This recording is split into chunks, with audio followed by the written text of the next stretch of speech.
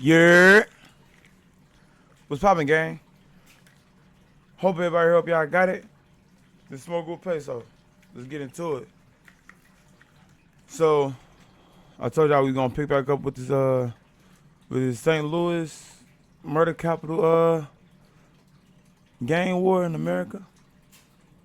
And that's what we gonna do. But before we do that, everybody drop in the comments happy birthday Peso, cause today is my birthday. And I'm doing my first drunken review this weekend. So that's gonna be a funny one. Make sure y'all tune in with that. So what was we at? Oh yeah. 2004. Let's get it.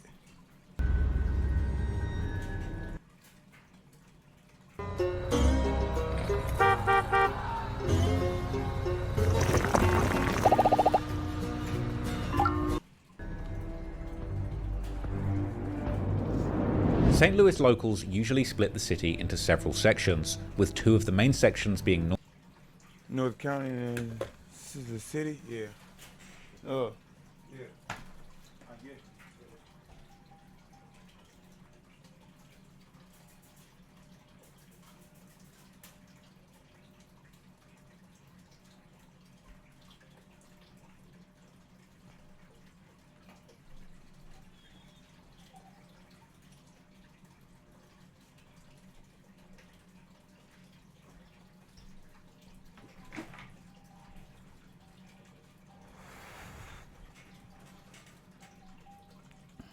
North St. Louis and South St. Louis, also known as North City and South City. As already mentioned, St. Louis is one of the most segregated cities in America, and the great majority of people in North St. Louis are black and working class, whereas the South is predominantly white and middle class. Although there are also numerous black and mixed neighborhoods in the South, while the invisible line between these two communities is generally considered to be the Del Mar Boulevard. The city's racial... Y'all heard him though? So this is basically what I was telling y'all about in the last video when I was talking about the Del Mar divide. So on this side, is the nicest side, right? This side, you will see the difference. invisible line between these two communities is generally... And it's just a street. This line he's talking about, that's just the street. Like, that's just the Del Mar Boulevard street, like. Considered to be the Del Mar Boulevard. The city's racial population overall is interestingly an almost even split 50-50 between black and white, with there being very few other races like Asians and Latinos in the area. Because of the socio-economic differences between the North and the South, it's no surprise then that the great majority of gangs in St. Louis are located in the North. But due to the mixed neighborhoods both racially and economically, particularly in South St. Louis, this community has several sets that have both black and white members, which of course brings up the topic of the most famous white drill rapper coming out of St. Louis, CTS Lil Wick, whose set 70 CTS is located all the way at the bottom of the south side. Lil Wick would actually end up getting major headlines after catching a murder charge in 2022 and beating it, but more about that later. Due to the far greater gang activity in the north, the great majority of homicides actually do take place there, which is exemplified by the fact that the main street cutting through the north, Natural Bridge Avenue, was named as the most violent street in America in 2015, and the area around it continues to be a hotbed for shootings and homicides. New tonight, 10 days into the new year, and city homicide detectives now have 7 cases. The latest occurred late this afternoon at Goodfellow and Natural Bridge. We're told the victim was shot. What I tell y'all, Goodfellow is one of them streets, boy. One of them roads, Natural Bridge and Goodfellow. But like I said, it's right down the street from where I'm from, so it's like it's just crazy how it's all set up in St. Louis. Heard anything like that's what it sounded like. You know, it was like continuous for like maybe 30 seconds. Police say they responded to a shooting in the 6,000 block of Natural Bridge. Officers initially went there and saw bullet holes in the two-of-a-kind bar and grill, a building next door, and a vehicle. Shell casings could also be seen in the street. Police later arrived at a hospital and learned a 29-year-old man, a 36-year-old man, and a 32-year-old woman had been shot. The street even had a gas station that had so many Speedy. shootings that it ended up getting the nickname Murder Mobile. Yeah. Natural Bridge acts as a border for numerous gang-affiliated hoods, many of whom are at war with each other in the area, with one of these hoods being 45 Retta, a blood-affiliated hood which just so happens to be where the rapper Sexy Red hails from. The name 45 Retta goes all the way back to at least the early 2010s, while the affiliation with the Bloods likely goes back way before that to the late 80s and early 90s. As the name 45 Retta demonstrates, most of the hoods in the city rep a certain block, in this case the 4500 block of Margaretta Avenue. Sometimes two of these hoods come together to create an alliance, which is often repped by combining the two first numbers of the block. For example, there's a hood in North St. Louis known as 48 Shreve, who are in an alliance called 1448, with another hood all the way down in South St. Louis near downtown called 14 Peabody, or simply the Jects. The latter name coming from the fact that this area has been home to several large public housing projects, the Jects. Okay, so I'm gonna give y'all a All the rundown way right down in South St. Louis near downtown called 14 Peabody. Tiger, Wayne, Leesky. They are deceased. Leesky is actually, it's crazy. I was gonna tell y'all, St. Louis is so small. Leesky's my cousin, right? So I used to be out in town projects with them, whatever. Back in the day when I was a kid. But you know what I'm saying? It's just that's just the point I'm getting at. Like St. Louis, that small, right? They are downtown. I'm from North County, and I was down there because of the family ties, whatever. And that's just how small. I'm trying to understand how St. Louis is. Like small. Peabody, or simply the Jects, the latter name coming from the fact that this area has been home to several large public housing projects, in this case particularly the Clinton Peabody projects, which is the oldest public housing development in the city and about to go through a complete redevelopment. Moreover, while members from almost every hood rep an affiliation with traditional gangs like Crips and Bloods, it's also common for hoods in St. Louis to have some members who rep different gangs, and unlike Los Angeles, it's not uncommon to have both Bloods and Crips within the same hood, although in this case, the hood Like might my rock another color entirely, like the hood known as 51 Scan, or simply Scan, on the west side of St. Louis, who have members from both Bloods and Crips, but rock the colors green and black, which to them represent money and murder. In an interview with Say Cheese, the rapper LA4SS from Scran would explain the difference between the Bloods and Crips of St. Louis compared to Los Angeles. Okay. Bro. And the west side is Crips. Bloods and Crips. Mm-hmm. So they're mixed in one neighborhood. Kitchen.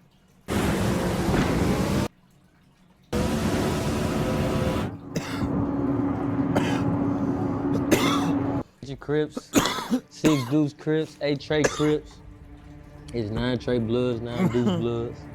You know and all these are mixed in one neighborhood? Yeah, all these is everywhere. Like ain't no like this ain't gang with this ain't organized gang. Mm-hmm. This ain't organized crime. This ain't nobody, ain't no OG, ain't no big bro, ain't no like it's a Crip, Blood, GD from the east side, and the Vice Lord all in one car right now. It ain't nothing about no color over here. About money. It's about what you standing on your hood. Yeah. Respect. So morals. That's what makes it different from California. It's not segregated. It's not Blood neighborhoods and Crips neighborhoods. It's really like with all due respect and humbly say, like, we ain't no Cali Bloods or no Cali Crips. To make things even more confusing, particularly the newer generations within these block-based hoods often create cliques with some hoods are like that. Some hoods are just cripped up. Some hoods do just got straight Bloods. You know what I'm saying? It depends on where you at. Names. For example, 30 Deep Grimy grew up on 2 blocks on the north side, one known as 442 Ville, or simply the Ville, and the other as 45 Ferris. Both blocks have historical ties to the 6 Deuce East Coast neighborhood Crips, which is what Grimy also reps, but as he got older, he would also become part of a clique known as 30 Deep. And lastly, due to the history... And 30 Deep became a gang back in like 2014, 2013. When we was doing our little cliques and gangs, whatever, 30 Deep was one of the ones that's really hit hard. You know what I'm saying? It's one of the gangs, little cliques that hit hard.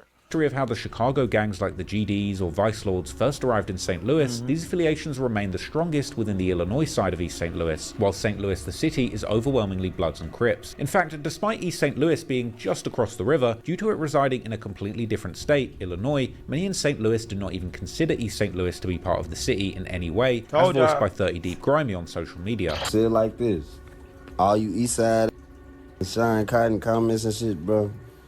It's one. I ain't even finna say one. It's a couple of you East Side steady cap. I ain't never heard no from y'all. Y'all talking about, oh, we don't know him. We don't know him.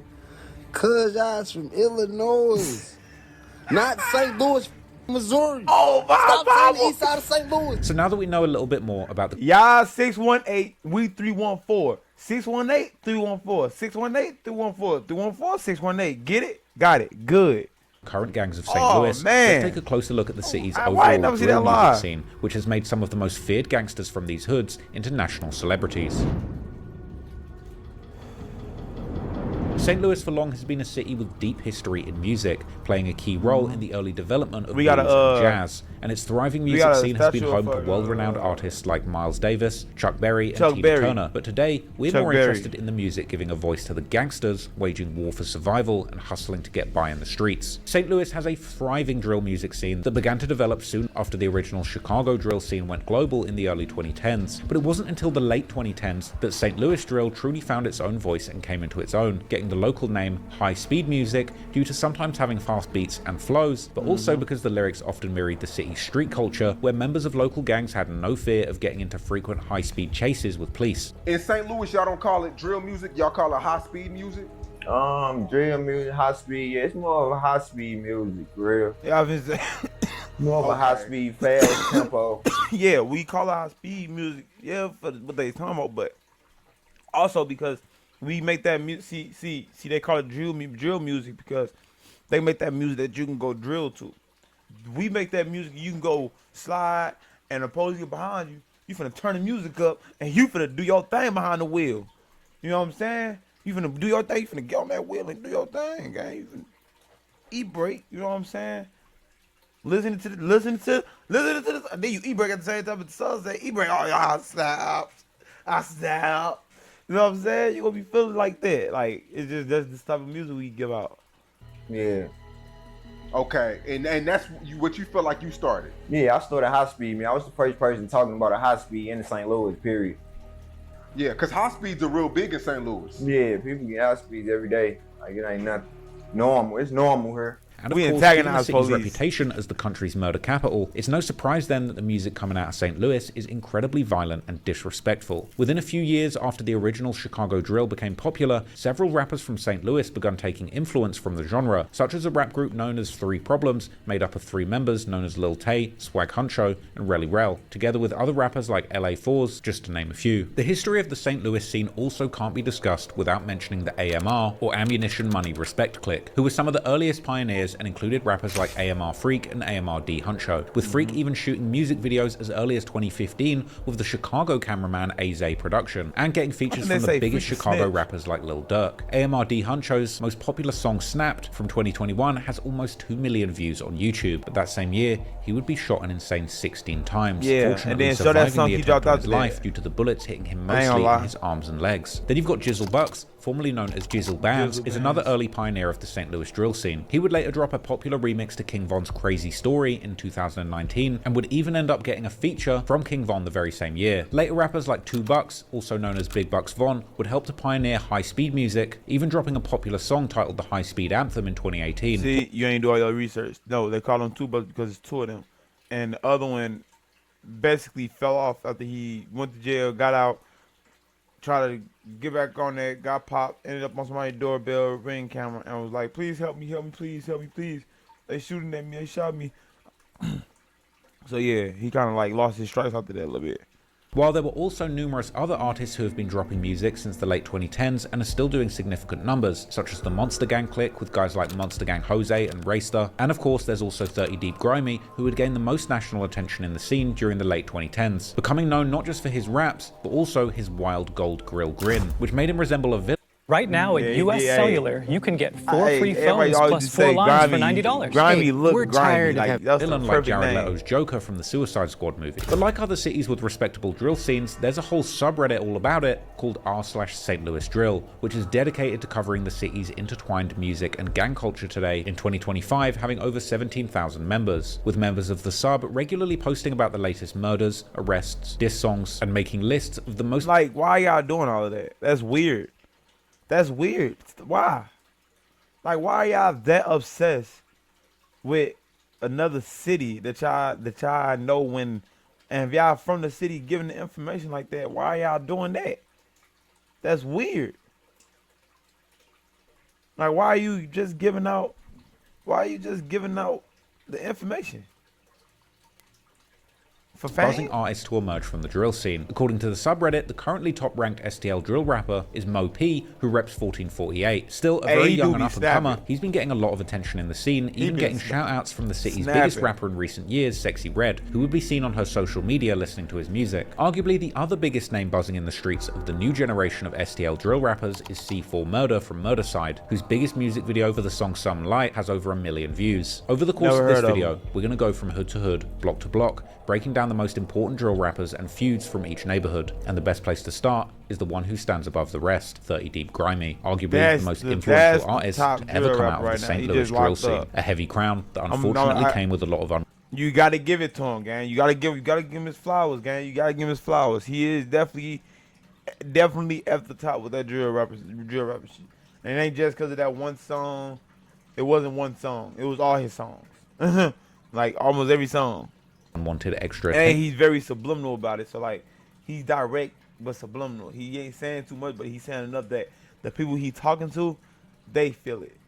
Like, from law enforcement and his neighbors. 30 Deep Grimy was born Arthur Presley Jr. on August the 21st, 1997 in St. Louis. He was raised in a tough environment where gang affiliation wasn't so much a choice, it was a way of life passed down through generations, family ties, and the deep history of the sets in his neighborhood. Grimy's family had gang ties that stretched back generations long before Grimy was even born, something that he would break down to Vlad TV. So, at what point did you start really getting mixed up in the streets?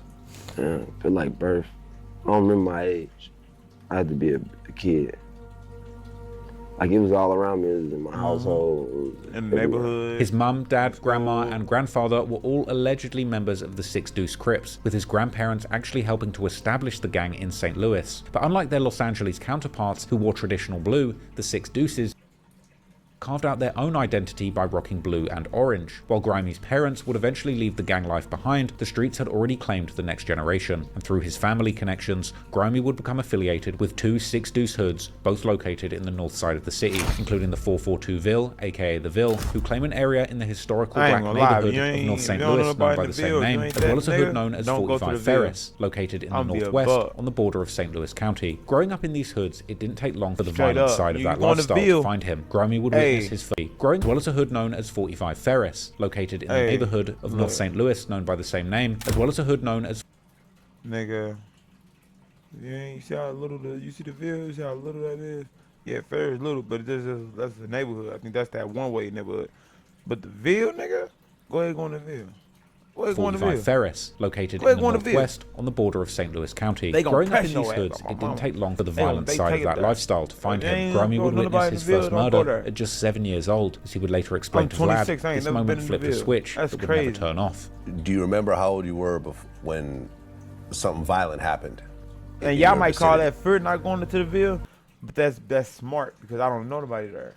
I don't know nobody there, and I'm not from there. So why do I go there? We were 7, 8, 9. It was a bad thing, like the baddest thing. like I witnessed a bad thing. I don't really want to say, but you know what I'm getting. It was also around this time that he became part of a clique known as 30 Deep, made up of his friends from several hoods, but particularly 45 Ferris. The name of the clique, according to Grimy, comes from the crew's habit of rolling around in large numbers wherever they went. The 30 Deep name came from... I swear, on my mama, you would be like on the trains, like back in the day, you'd be on, cause like, we used to do a little jumping, because when Chicago was killing each other, we was fighting, right? So like,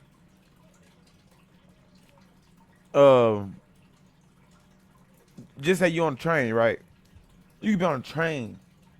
It's still, bro, I can still remember the video. It's a famous, notorious video of 30 Deep. I'm pretty sure, I think Grimy was out there. Pretty sure Grimy was out there, I'm pretty sure.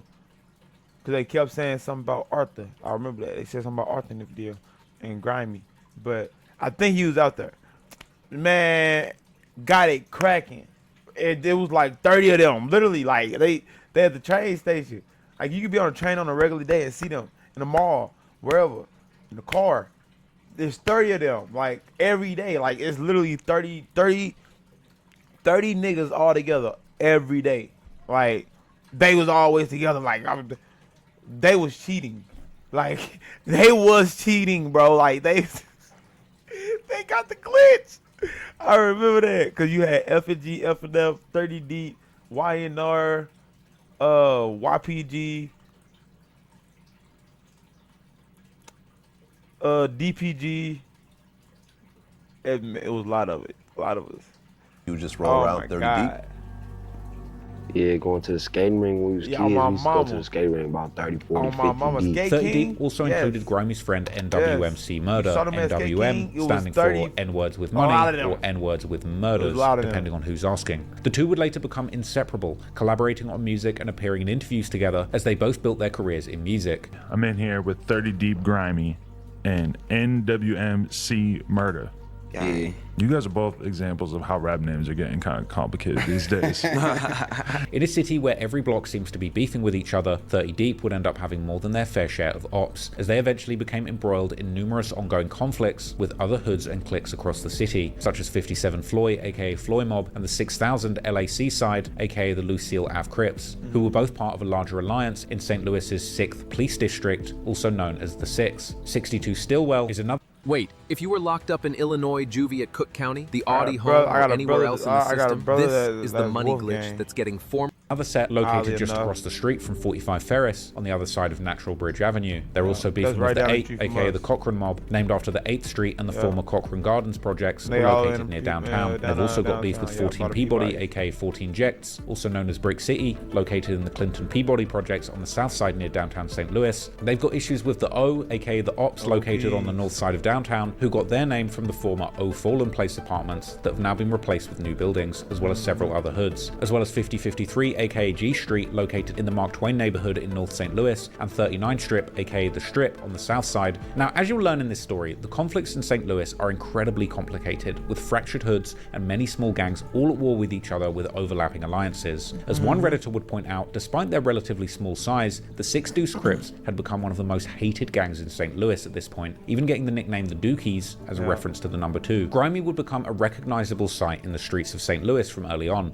as he would begin to rock gold grills on his teeth at a very young age. But unfortunately, another thing that he would become familiar with since a young age was death. For example, as he would later rap on the song Emotions, in 2013, when he was just 16, his friend JD was killed while walking to school, while the following year brought more devastating news when his homeboy Keon, who had motivated Grimy to start rapping as a kid, was also murdered. And unlike many of the kids around him, Keon wasn't even really involved in the gang life, according to a Genius interview. My homeboy Keon, he got killed. He wasn't really in the gangs or none of this. He motivated me to keep rapping, like start rapping when I was first rapping. I used to freestyle shit as a kid, and Ning was a big influence on Murder, so that's like, we do it for them. These losses would undoubtedly push Grimy and his 30 Deep friends deeper into the streets, but there would also be another event that would send the entire city into chaos. In August 2014, an 18-year-old named Michael Brown from the nearby city of Ferguson was gunned down by a police officer, Darren Wilson, under suspicious circumstances. This would trigger massive protests in the city of Ferguson and beyond, transforming the movement that had begun during the previous years after the 2012 killing of Trayvon Martin and 2013 acquittal of George Zimmerman, sparking the global Black Lives Matter movement. But over in nearby St. Louis, the Ferguson protests drew so many local officers away to assist that it left the city's own streets virtually lawless, turning them into a Wild West where anything could happen, creating the perfect circumstances to target your ops and get away with murder, as Grimy would later explain to Say Cheese. Police cars, you can do anything in the city because everybody was in Ferguson County at the time,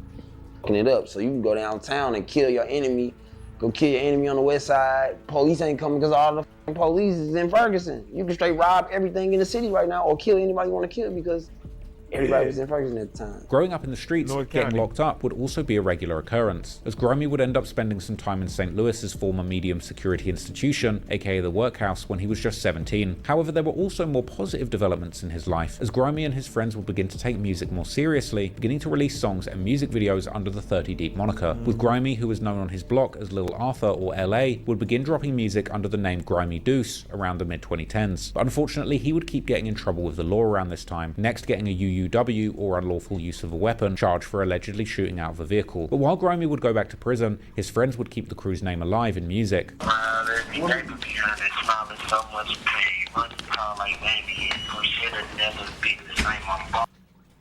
We're gonna stop it right there. This was part 2 of the murder capital gang war in America's Deadliest war, St. Louis. And let me know what y'all think down in the comments. Y'all know how I feel about all of this stuff going on in the video, because I'm speaking on the video going. But let me know what y'all think down in the comments. And remember to like, share, subscribe, comment, ring that bell, and I'll catch y'all on the next one. We gone. You dig?